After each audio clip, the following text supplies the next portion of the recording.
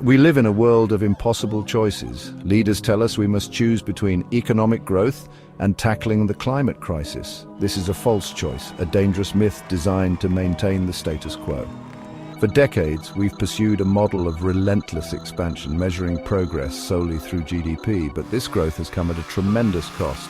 Our planet is warming, ecosystems are collapsing, and inequality is soaring. Continuing on this path guarantees catastrophe. We need a new paradigm, one that recognizes the interconnectedness of our economy and our environment. We cannot ignore the urgency of the climate crisis. The science is clear. We're on a trajectory for disaster. Extreme weather events, rising sea levels, and mass extinctions are no longer distant threats. They are our present reality. These crises disproportionately impact the most vulnerable among us, exacerbating existing inequalities. To address this challenge, we need bold, transformative action. We need a just transition to a low-carbon economy that prioritizes the well-being of people and the planet over profits. The argument for prioritizing economic growth is often framed around its potential to alleviate poverty and improve living standards. Proponents point to the undeniable advances of the past century: increased life expectancy, reduced infant mortality rates, and improved access to education and healthcare. These gains, they argue, are a direct result of economic growth, particularly in developing nations. They warn that prioritizing climate action will stifle economic development, condemning millions to perpetual poverty. This argument, while compelling on its surface, ignores the fundamental flaws of our current economic system. The benefits of growth are not distributed equitably. While a select few amass unimaginable wealth, billions remain trapped in poverty. The pursuit of endless growth on a finite planet is simply unsustainable. It leads to overconsumption, resource depletion, and environmental degradation, which ultimately undermines the very foundations of economic prosperity. The costs of inaction on climate change are staggering.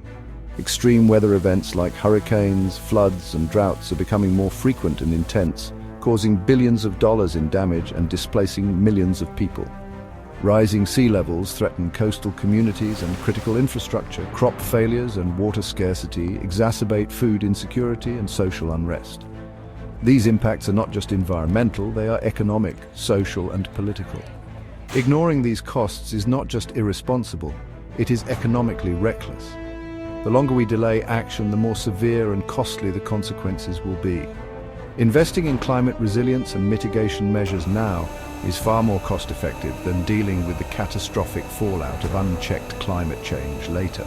Moreover, addressing climate change presents an opportunity to create new industries, jobs, and technologies, fostering a more sustainable and equitable future. The transition to a low-carbon economy will undoubtedly require significant investment and systemic change, but it also presents an unparalleled opportunity to build a more just and equitable society. Investing in renewable energy, energy efficiency, and sustainable transportation can create millions of good-paying jobs. Restoring ecosystems and investing in climate-resilient infrastructure can protect communities and revitalize local economies. This is the vision behind a Green New Deal, a bold, transformative plan to address the climate crisis while creating a more equitable and sustainable future. It is a recognition that we cannot solve the climate crisis in isolation.